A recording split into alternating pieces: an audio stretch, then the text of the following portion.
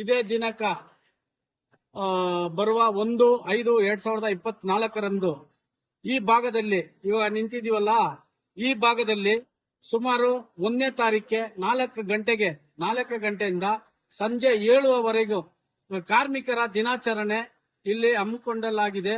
ಆದ್ರಿಂದ ಎಲ್ಲಾ ಕಾರ್ಮಿಕರಿಗೂ, ಅಸಂಘಟಿತ ಕಾರ್ಮಿಕರು ಮತ್ತೆ ಕೂಲಿ ಕಾರ್ಮಿಕರು, ಎಲ್ಲಾ ಕಾರ್ಮಿಕರುಗಳ ಸಭೆ ಸೇರಿ ಇವತ್ತು ಇಲ್ಲಿ ಒಂದು ಸಭೆ ಮಾಡಕ್ಕೆ ನಾವು ಆಚರಿಸ್ತಾ ಇದ್ದೀವಿ. ಅದಕ್ಕೆ ಎಲ್ಲಾ ಒಕ್ಕೂಟ ಸಂಘದ ಪದಾಧಿಕಾರಿಗಳು ಎಲ್ಲ ಇದಕ್ಕೆ ಬಂದು ಬೆಂಬಲ ನೀಡಿ ನಮ್ಮ ಬಾಬಾ ಸಾಹೇಬ್ ಅಂಬೇಡ್ಕರ್ ಕಾನ್ಸ್ಟಿಟ್ಯೂಷನ್ ಅಲ್ಲಿ ಏನೆಲ್ಲ ಕೊಟ್ಟಿದಾರೋ ಆ ವಿಚಾರವಾಗಿ ಇಲ್ಲಿ ಮಾತಾಡಕ್ಕೆ ನಾವು ಸ್ಪರ್ಧೆ ಮಾಡಿದೀವಿ. ಅದನ್ನ ಗುರುತಿಸೋ ಈಗ ನಮ್ಮ ಕಾಶಿ ಸರ್ ಇಲ್ಲಂದ್ರೆ ಶಾಕೆ ಸರ್ ಇಬ್ಬರಲ್ಲಿ ಯಾರೋ ಒಬ್ರು ಮಾತಾಡ್ತಾರೆ ಅದ್ರ ವಿಚಾರವಾಗಿ. ಎಲ್ಲರಿಗೂ ಜೈ ಭೀಮ್. ಜೈ ಭೀಮ್. ಜೈ ಭೀಮ್. ಬರುವ ಮೇ 1ನೇ ತಾರೀಕು ಕಾರ್ಮಿಕರ ದಿನಾಚರಣೆ ಅಂಗವಾಗಿ ಶ್ರೀರಾಮ್ಪುರ ಅರುಂಧತಿ ನಗರ ಪಾರ್ಕ್ ಹತ್ರ ಬಸ್ ನಿಲ್ದಾಣ ಹತ್ರ ಸಮಯ 4 ಗಂಟೆಯಿಂದ 7 ಗಂಟೆವರೆಗೆ ಕಾರ್ಯಕ್ರಮವನ್ನು, ಕಾರ್ಮಿಕರ ದಿನಾಚರಣೆಯ ಕಾರ್ಯಕ್ರಮವನ್ನು ಹಮ್ಮಿಕೊಳ್ಳಲಾಗಿದೆ. ಆದ್ದರಿಂದ ಪ್ರತಿಯೊಬ್ಬ ಕಾರ್ಮಿಕರು ದಯವಿಟ್ಟು ಈ ಒಂದು ಸಭೆಗೆ ಬರಬೇಕೆಂದು ಬಸವಣ್ಣವರು ಹೇಳಿರುವ ರೀತಿಯಾಗಿ ಕಾಯಕವೇ ಕೈಲಾಸ, ನಾವು ಕೆಲಸ ಮಾಡಿಕೊಂಡು ಕಾರ್ಮಿಕರಾಗಿ ದುಡಿತಾ ಇದ್ದೀವಿ. ಅದ್ರ ಬಗ್ಗೆ ಸಂವಿಧಾನದಲ್ಲಿ ಬರೆದಿರುವಂತಹ 1942 ಪ್ರಕಾರ ಕಾರ್ಮಿಕರಿಗೆ ಬರಬೇಕಾದ ಸವಲತ್ತುಗಳ ಬಗ್ಗೆ ಏನಿದೆ ಅನ್ನೋ ವಿಚಾರಣೆಗಳನ್ನು ಕಾರ್ಮಿಕರ ದಿನಾಚರಣೆಯ ಅಂಗವಾಗಿ ತಿಳಿಸಲಾಗುವುದು. ದಯವಿಟ್ಟು ಆತ್ಮೀಯ ಬಂಧುಗಳೇ, ಶ್ರೀರಾಮ್ಪುರದಲ್ಲಿರುವಂತಹ ಎಲ್ಲಾ ಮತ್ತು ಬೆಂಗಳೂರು ನಗರದಲ್ಲಿರುವಂತಹ ಎಲ್ಲಾ ಸಂಘಟನಾ ಅಧ್ಯಕ್ಷರುಗಳು ಮತ್ತು ಪ್ರಧಾನಿಗಳು ದಯವಿಟ್ಟು ಬರಬೇಕೆಂದು ತಮ್ಮೆಲ್ಲರಲ್ಲಿ ವಿನಂತಿಸಿಕೊಳ್ಳುತ್ತೇನೆ. ಬಹುಜನತೆಯ ಬಹುಜನ ಸುಖಾಯ. ಮತ್ತೆ ಇದನ್ನ ಕುರಿತು 2 ನಿಮಿಷ ಕಾಶಿ ಸರ್ ಅವರು ಸಗ ಮಾತಾಡ್ತಾರೆ. ಜೈ ಭೀಮ್. ಜೈ ಭೀಮ್. ಜೈ ಭೀಮ್. 1ನೇ ತಾರೀಕು ಸಾಯಂಕಾಲ 4 ಗಂಟೆಗೆ ಶ್ರೀರಾಮ್ಪುರಂ ಪಾರ್ಕ್ ಎದುರುಗಡೆ ಡಾಕ್ಟರ್ ಅಂಬೇಡ್ಕರ್ ಕೊಡುಗೆ ಕಾರ್ಮಿಕರ ದಿನಾಚರಣೆ ಬಗ್ಗೆ ನಮ್ಮ ಪೂಬಲ್ ಅವರು, ಶಾಕೆ ನಾರಾಯಣ್ ಮತ್ತು ಎಲ್ಲರೂ ಸೇರ್ಕೊಂಡು ಡಾಕ್ಟರ್ BR ಅಂಬೇಡ್ಕರ್ ಒಕ್ಕೂಟ ಸಮಿತಿ ಪರವಾಗಿ ಈ ಒಂದು ಪ್ರೋಗ್ರಾಮ್ನ 4 ಗಂಟೆಗೆ ನಡೀತಾ ಇದೆ. ದಯವಿಟ್ಟು ಎಲ್ಲರೂ ಬರಬೇಕು. ಕಾರ್ಮಿಕರ ದಿನಾಚರಣೆ ಏನಂದ್ರೆ, ನಮ್ ಜನಗೆ ಬಂದು ಬಾಬಾ ಸಾಹೇಬ್ ಅಂಬೇಡ್ಕರ್ ಕೊಡುಗೆ 24 ಗಂಟೆನ 3 ಭಾಗ ಮಾಡಿ 8 ಗಂಟೆ ಕೆಲಸ, 8 ಗಂಟೆ ಫ್ರೀ, 8 ಗಂಟೆ ನಿದ್ದೆ ಅಂತ ಮಾಡ್ಕೊಟ್ಟಿರೋರು ಇವಿ ದೇಶದಲ್ಲಿ ಡಾಕ್ಟರ್ ಬಾಬಾ ಸಾಹೇಬ್ ಅಂಬೇಡ್ಕರ್ ಒಬ್ರೆ.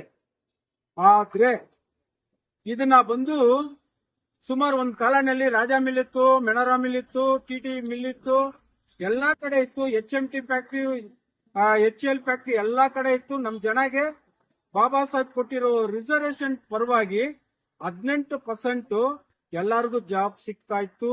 ಒಳ್ಳೆ ವಾತಾವರಣ ಇತ್ತು, ಒಳ್ಳೆ ಎಜುಕೇಶನ್ ಸಿಕ್ತು, ಒಳ್ಳೆ ಮನೆ ಸಿಕ್ತು, ಎಲ್ಲಾ ರೀತಿಯಿಂದ ಸಿಕ್ತು. ಈ ಕೊಡುಗೆ ಬಂದು ಡಾಕ್ಟರ್ ಬಾಬಾ ಸಾಹೇಬ್ ಅಂಬೇಡ್ಕರ್ ಮಾಡ್ಕೊಟ್ಟಿರೋದು.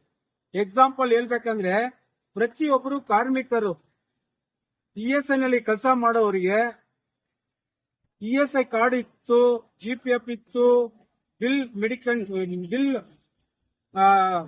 ಡಿಸ್ಮೆಂಟ್ ಇತ್ತು, ಮತ್ತೆ ಎಲ್ಲಾ ರೀತಿಯಿಂದ ಇತ್ತು. ಇವತ್ತು ಸರ್ಕಾರ ಮಾಡ್ತಾ ಇರೋದು ಎಂಪ್ಲಾಯ್ಮೆಂಟ್ ಕಾರ್ಡ್ ಮಾಡಿ ಲಕ್ಷ ಗಂಟ್ಲೆ ಇದೆ, ಆದ್ರೆ ಯಾರಿಗೂ ಜಾಬ್ ಸಿಗ್ತಾ ಇಲ್ಲ. ಸುಮಾರು 140 ಕೋಟಿ ಜನಗೆ 45 ಕೋಟಿ ಜನಗೆ ಕೆಲಸ ಇಲ್ಲ. ಏನ್ ಮಾಡಕ್ಕಾಗತ್ತೆ?